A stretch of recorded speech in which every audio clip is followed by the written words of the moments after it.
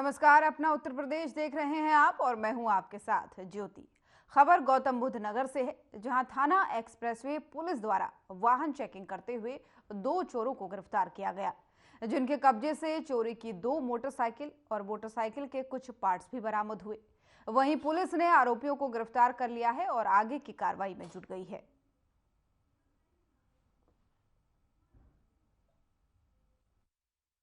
आज दिनांक 4 फरवरी को बिसरत थाना में सूचना प्राप्त हुई कि हिमांशु आदि युवकों ने मिलकर सुमित नामक युवक की मारपीट की। सुमित बचने के लिए नाले की तरफ दौड़े, जिससे नाले में गिर गए। हिमांशु आदि के द्वारा सुमित के साथ मारपीट की गई, सिर में ईंट मारी गई, जिससे सुमित की मौके पर मृत्यु हो गई। मृतक के परिजनों से तहरीर लेकर सुसंगत धाराओं में अभियोग पंजीकृत किया जा रहा है। अन्य विवेचनात्मक कार्रवाई। और वहीं सीएम योगी आदित्यनाथ गोरखपुर दौरे पर हैं, जहां गोरखनाथ मंदिर में गौशाला में भ्रमण कर जनता दर्शन में लोगों से उन्होंने मुलाकात की। वहीं जनता दर्शन में लोगों की समस्याओं को सुना और समस्याओं का मौके पर ही निपटारा भी किया। तो गोरखपुर से आपको खबर बता रहे हैं, जहां पर सीएम योगी आदित्यनाथ पहुंचे और यहां पर जनता दर्शन के दौरान उन्होंने लोगों की समस्याएं सुनी और कई सारी समस्याओं का मौके पर ही निस्तारण भी किया।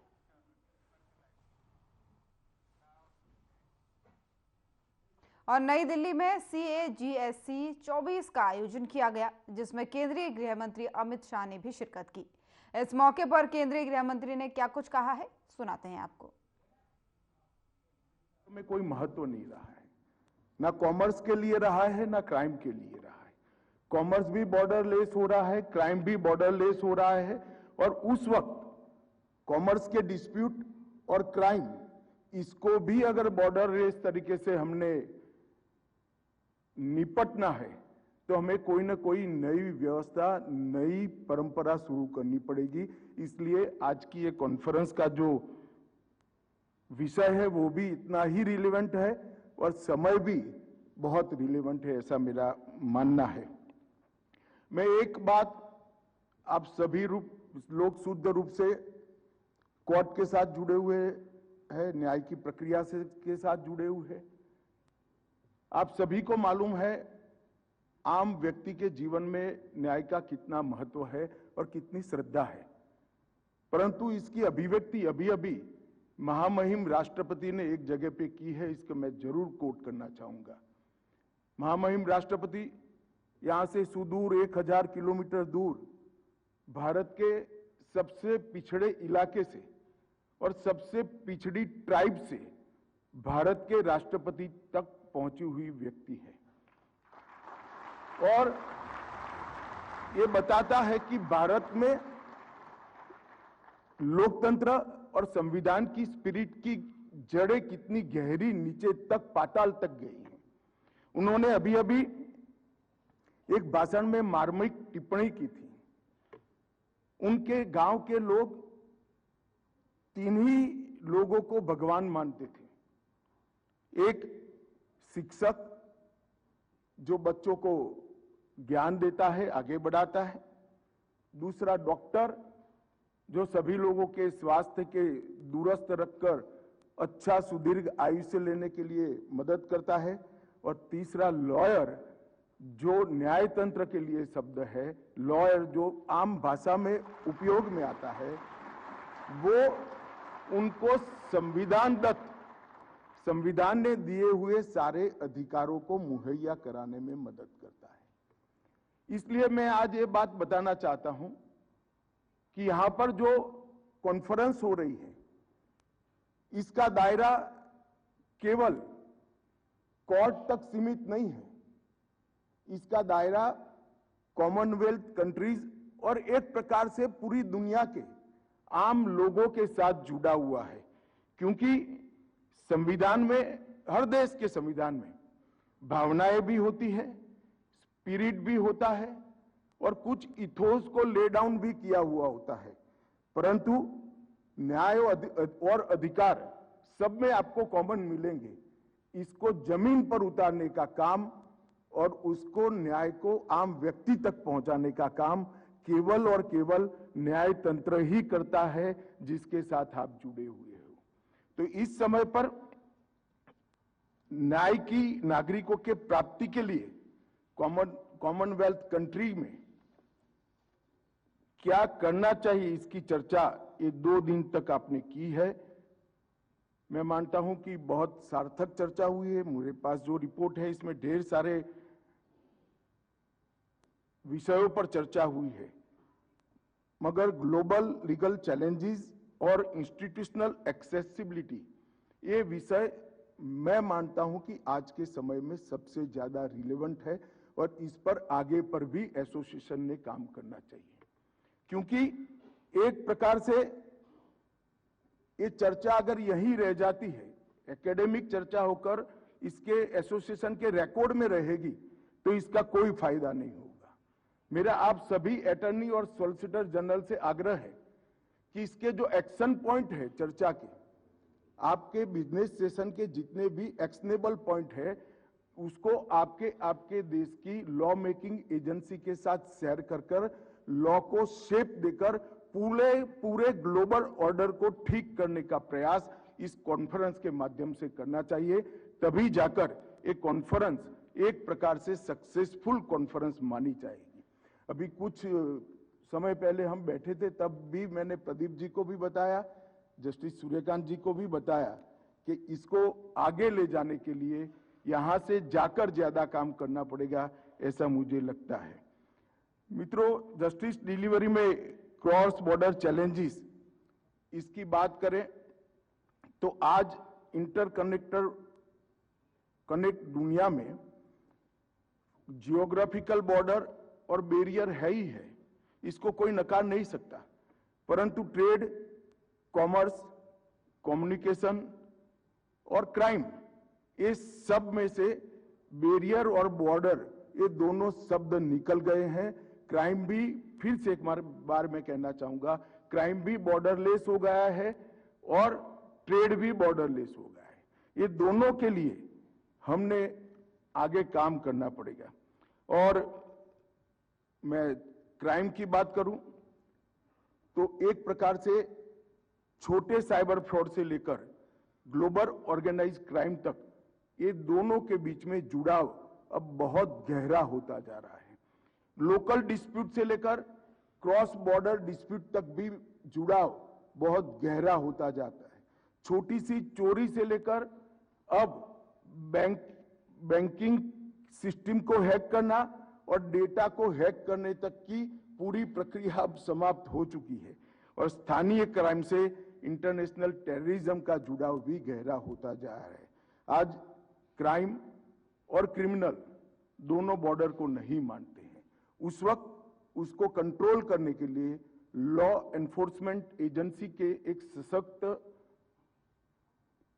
मजबूत करने के लिए आपकी दुनिया ने भी आगे बहुत कुछ करना पड़ेगा, वरना हम क्राइम को और ट्रेड को, दोनों को, क्राइम को कंट्रोल करने के लिए और ट्रेड को सुचारू रूप से चलाने के लिए विश्व का वातावरण नहीं बढ़ा। जहां तक ट्रेड का सवाल है, एक्सचेंज रेट का उतार चढ़ाव, ट्रेड प्रोटेक्शन की ट्रीटियां, इंटरनेशनल स्टैंडर्ड्स और रेगुलेशन के कंप्लायंस से जुड़े हुए मुद्दे और कॉन्ट्रैक्ट एंड डिस्प्यूट रिजोल्यूशन, ऐसे कई मुद्दे हैं जिस पर एक कॉमन रुख लेकर आगे बढ़ना पड़ेगा। बहुत सारा काम हुआ है, मगर आज भी मैं आपको बता सकता हूं कि कई ऐसे मुद्दे हैं जहां पर क्राइम के लिए हमें काम करना पड़ेगा। और मैं ऐसा मानता हूं कि जियोग्राफिकल बॉर्डर ये मर्यादा नहीं होनी चाहिए। कानून के लिए जियोग्राफिकल बॉर्डर मीटिंग पॉइंट होना चाहिए और वो मीटिंग पॉइंट तय करने का काम इस जैसी कॉन्फ्रेंसों ने करना पड़ेगा। तभी जाकर सब कानून एक दूसरे को रेसिप्रोकेट करेंगे और हम जस्टिस की डिलीवरी कर पाएंगे। आज के टेक्नोलॉजी के दौर में जस्टिस डिलीवरी की जो कल्पना है, इसमें कोऑपरेशन और कोऑर्डिनेशन को भी हमने मूल मंत्र बनाना पड़ेगा। आज के ग्लोबल क्राइम चैलेंजेस जब सीमाओं का सम्मान नहीं करते हैं, जस्टिस डिलीवरी में भी हमने सीमाओं को एंड की तरह नहीं बल्कि मीन्स की तरह देखना होगा और जस्टिस डिलीवरी में सीमाओं को बाधा नहीं, मीटिंग पॉइंट के रूप में डेवलप करना होगा। और ये स्पिरिट को अगर हमें नीचे तक पहुंचाना है तो मैं मानता हूं अभी बहुत सारा काम करना बाकी है और इस पर सभी कॉमनवेल्थ कंट्रियों ने साथ में काम करने की जरूरत है। भारत ने इस क्षेत्र में ढेर सारा काम किया है, ट्रेड डिस्प्यूट्स के लिए और क्रिमिनल लॉ के कंप्लीट रिफॉर्म के लिए हमने बहुत लंबी चर्चाओं के बाद एक्सरसाइज कर सभी स्टेक होल्डर्स के साथ चर्चा कर भारत में इसका क्लेवर भी बदला है और इसका स्वरूप भी बदला है और टेक्नोलॉजी का उपयोग हमने हर जगह पे इतना बढ़ाया है। सिर्फ अभी की उपलब्ध टेक्नोलॉजी नहीं, इनकी डेफिनेशन में हमने आने वाले 100 साल तक जितनी भी टेक्नोलॉजी में बदलाव आएंगे उसको डेफिनेशन में समावेश करने का भी हमने ढेर सारा काम किया है। मैं मानता हूं कि कॉमनवेल्थ कंट्रीज के लिए ये बहुत उपयोगी होगा कि हमारे यहाँ जो परिवर्तन हुआ है वो मैं मानता हूं आपके देश के अंदर भी बहुत सहायक होगा। आज जिस तरह से परिदृश्य बदल रहा है, मैं मानता हूं कि न्यायपालिका को भी बदलना पड़ेगा। क्रॉस बॉर्डर चैलेंजेस के मद्देनजर टेक्नोलॉजी का जो उपयोग है इसको न्याय की पूरी प्रक्रिया में एडॉप्ट करना पड़ेगा। हम 19वीं सदी के कानून से 21वीं सदी में जस्टिस डिलीवरी नहीं कर सकते। और अब ये जो 3 कानून जिसका जिक्र सॉलिसिटर जनरल और लॉ मिनिस्टर ने किया, मैं कहना चाहूंगा कि ये 3 कानूनों के कंप्लीट इंप्लीमेंटेशन के बाद भारत की क्रिमिनल जस्टिस सिस्टम विश्व की सबसे आधुनिक क्रिमिनल जस्टिस सिस्टम बनेगी, इसमें किसी को शंका रखने की जरूरत नहीं। हमारी न्यायिक व्यवस्था में एआई आधारित ट्रांसलेशन व्यवस्था से बहुत सारा हमें फायदा हो सकता है और लीगल सिस्टम और केस की बारीकियां समझने में एआई का बहुत बड़ा उपयोग अब हम कर सकते हैं। कम्युनिकेशन और डॉक्यूमेंट एक्सचेंज का प्रोसेस भी बहुत स्मूथ हुआ है। ब्लॉकचेन टेक्नोलॉजी से क्रॉस बॉर्डर एविडेंस और भी ज्यादा अब सिक्योर हो जाएगा, इसका मुझे भरोसा है। परंतु दुनिया के सभी देशों ने ये सारी टेक्नोलॉजी को कानूनी जगह भी देनी पड़ेगी और कानूनी डेफिनेशन को भी, कानून में इसकी डेफिनेशन को भी जगह देनी पड़ेगी। चलिए खबरों में आगे बढ़ेंगे और गोरखपुर में वृहद रोजगार मेले का उद्घाटन और नव चयनित अभ्यर्थियों के लिए नियुक्ति पत्र कार्यक्रम का आयोजन किया गया, जिसमें सीएम योगी आदित्यनाथ ने शिरकत की। आपको चलिए सीधा लिए चलते हैं। उपस्थित महानुभाव और मेरे युवा साथियों, मुझे प्रसन्नता है कि अभी कुछ माह पूर्व हम लोगों ने मदन मोहन मालवीय प्रौद्योगिकी विश्वविद्यालय में बृहद रोजगार मेला के साथ हम लोग जुड़े थे और आज पुनः इस बृहद रोजगार मेले के साथ मुझे यहां जुड़ने का अवसर प्राप्त हो रहा है, जिसमें लगभग 15,000 युवाओं को एक बार फिर से उनके उज्जवल भविष्य के लिए रोजगार के लिए नियुक्ति पत्र उपलब्ध होंगे। जिन्हें नियुक्ति पत्र प्राप्त हुआ है उन्हें भी और जिन्हें प्राप्त होने वाला है उन सबको मैं हृदय से बधाई देता हूं। उनके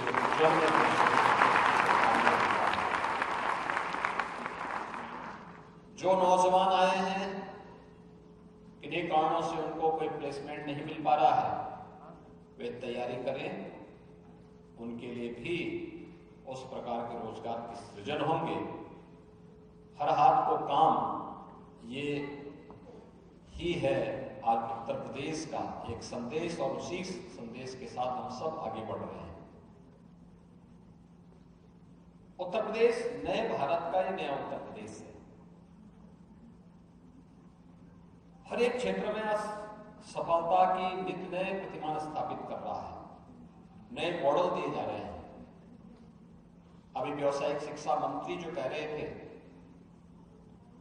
कि टाटा टेक्नोलॉजीज के साथ मिलकर के 150 से अधिक ITI, वर्ल्ड क्लास ITI बनाने जा रहे हैं, जिसमें हम लोग न्यू कोर्सेज देंगे, जो न्यू एज कोर्सेज हैं, जो आज के परिप्रेक्ष्य में वैश्विक मानक के अनुरूप सभी शर्तों को पूरा करते हों और हमारे नौजवान को उसके अनुरूप बना सकते हो। एक छोटा सा उदाहरण आपके सामने है। पिछले दिनों मुझे इस बात की जानकारी जब मिली थी कि दुनिया के अंदर बहुत सारी जगह कुशल और योग्य युवाओं की आवश्यकता है, अलग अलग फील्ड में। तो मैंने तब व्यावसायिक और कौशल विकास विभाग से कहा, मैंने कभी ये काम करो कि उन सभी संबंधित एम्बेसी से संपर्क करो, और विभाग ने इजराइल से, रूस से, जर्मनी के साथ और अन्य देशों के साथ संवाद स्थापित किया। जब उनसे संपर्क हुआ, संवाद हुआ, यद्यपि इजराइल की टीम जब आई तो पहले, क्योंकि यूपी के अंदर तो पहली बार इस प्रकार की टीमें आ रही थी, उनका अनुभव पहले बहुत अच्छा नहीं था अन्य जगहों पर। यूपी में जब आए, यूपी के नौजवानों के पोटेंशियल को और उनकी प्रतिभा को उन्होंने देखा। आए तो थे वहां की 1200 लोगों का चयन करेंगे, 5000 से अधिक युवाओं का चयन करके लेके गए।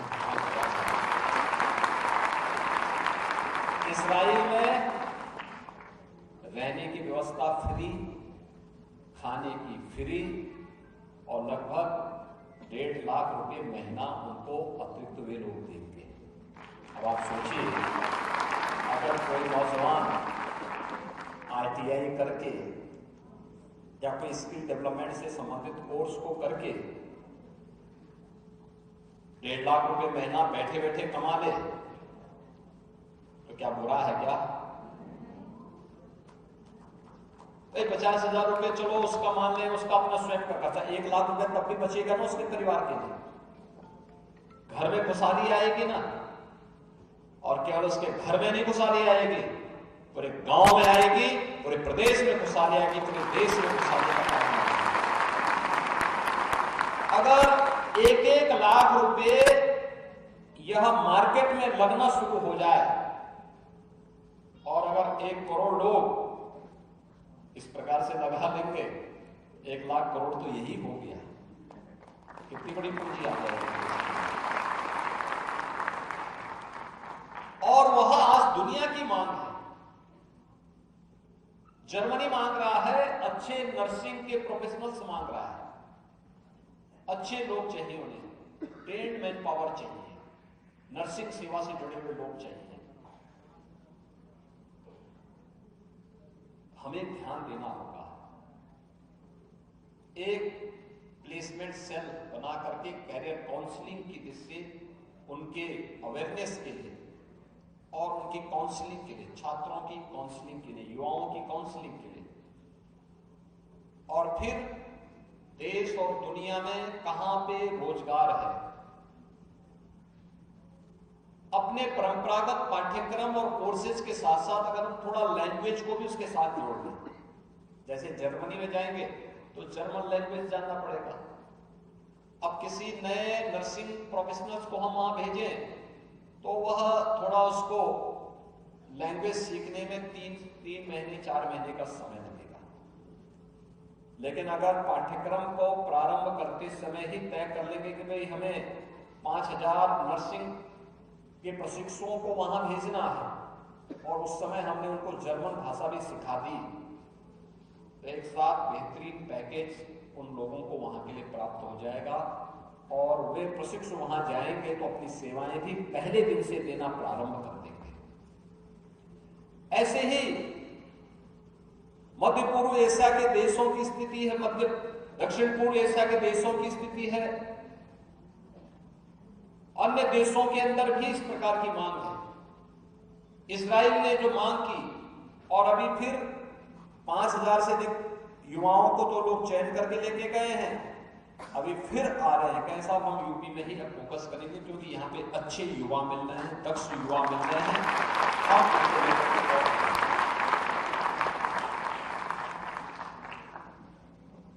यानी एक प्रयास है,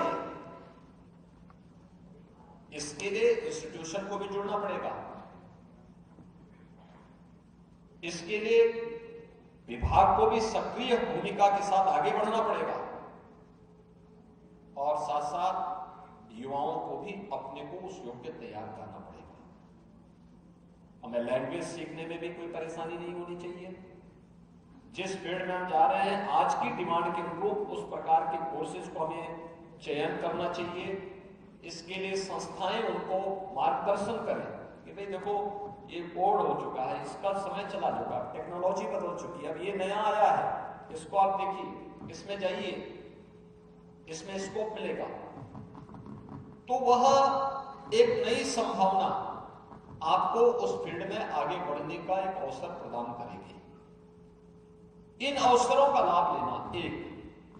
दूसरा है, मैंने बार बार इस बारे में कहा है, इंडस्ट्री इंस्टीट्यूशन को भी कहा है, और लोकल एडमिनिस्ट्रेशन से मैं कहता हूं, और शासन में मैंने कह रखा है, औद्योगिक विकास विभाग से मैंने कह रखा है कि भाई प्रदेश में 40 लाख करोड़ रुपए के निवेश के प्रस्ताव प्राप्त हुए हैं। 40 लाख करोड़।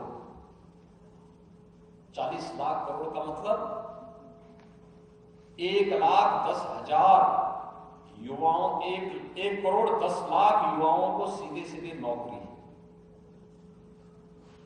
अब हम इंडस्ट्री से बोले कि भाई आपकी रिक्वायरमेंट क्या है, और रिक्वायरमेंट के अनुसार हमारे ITI, हमारे पॉलिटेक्निक, हमारे टेक्निकल इंस्टीट्यूशन से जुड़े हुए जितने भी इंस्टीट्यूशन हैं, वे सभी कौशल विकास के जो केंद्र हैं, ये सभी उस प्रकार के ट्रेड और उस प्रकार के पाठ्यक्रम तैयार करके इंडस्ट्री को दे दें कि भाई ये देखो, आपको चेंज क्यों करना है, क्यों ट्रेनिंग दे रहे, ट्रेनिंग हम फ्री में आपको दे देते हैं, आप हमारे साथ साइन करिए, ये लो जो इनको आप लेकर के जाइए, वहां अपने यहाँ जॉब दीजिए। जॉब की गारंटी मिलनी चाहिए, सुरक्षा की गारंटी मिलनी चाहिए। ये युवा वहां बेहतर करेंगे, बेहतर परिणाम देंगे, और उनकी ट्रेनिंग के साथ अगर आप जोड़ देंगे, और ट्रेनिंग के दौरान आप इस बात को देखें, उसमें सुनिश्चित करें, एक हम उस दिशा में प्रयास करें। दूसरा, इस बात को देखें, अब तो सरकार ने उसमें और भी अच्छी व्यवस्था दी है कि अतिरिक्त ट्रेनिंग लेने के लिए अगर उन बच्चों को इंटर्नशिप करना है, का कोई कार्यक्रम करना है, उस दौरान हमारा प्रयास होना चाहिए कि PM इंटर्नशिप स्कीम या CM इंटर्नशिप स्कीम के तहत अगर हम उसको जोड़ करके उन्हें किसी इंडस्ट्री के साथ, किसी इंस्टीट्यूशन के साथ उन युवाओं को जोड़ते हैं, आधा मानदेय वह इंस्टीट्यूट या वह इंस्टीट्यूशन या वह इंडस्ट्री देगी, आधा गवर्नमेंट देगी, तो अपनी पढ़ाई के दौरान ही वह युवा अपने पैरों पर खड़ा होता हुआ दिखाई देगा, माँ बाप के खर्चे को बचाने में सफल हो जाएगा। भैया माँ बाप की तो एक सीमा होती है पैसे देने की, कब तक देगा, उनके और भी खर्चे हैं, परिवार में और भी भाई बहन होंगे, परिवार में और भी खर्चे होते हैं, उनके और भी सपने होंगे। तो अगर पढ़ाई के दौरान ही वह अतिरिक्त कार्य करता है और इंटर्नशिप स्कीम के साथ जुड़ जाता है, तो कार्य के साथ साथ मानदेय भी मिलेगा, एक्सपीरियंस भी, सर्टिफिकेट मिलेगा, और फिर उसकी नौकरी की गारंटी भी कहीं हो सकती है। तो CM योगी आदित्यनाथ को सुन रहे थे आप। उत्तर प्रदेश की खबरों में फिलहाल इतना ही। नमस्कार।